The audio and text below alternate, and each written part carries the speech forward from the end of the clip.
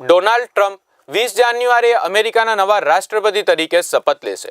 આ પહેલા ટ્રમ્પ પોતાની ટીમ બનાવવામાં વ્યસ્ત છે। તેમણે ટીમમાં ઘણા નવા ચહેરાઓને સામેલ કર્યા છે। આમાં ચંદીગઢના હરમિત ડિલોનનું નામ પણ સામે આવ્યું છે।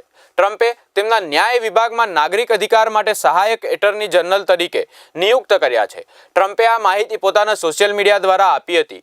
ટ્રમ્પે પોતાના સોશિયલ મીડિયા પર જાહેરાત કરી અને સોશિયલ મીડિયા ઉપર એક પોસ્ટમાં ટ્રમ્પે આ માહિતી આપતા કહ્યું કે હું હરમિત કે ડિલોન ન્યાય વિભાગમાં નાગરિક અધિકાર માટે સહાયક એટર્ની જનરલ તરીકે પસંદગી કરી અને ખુશ છું।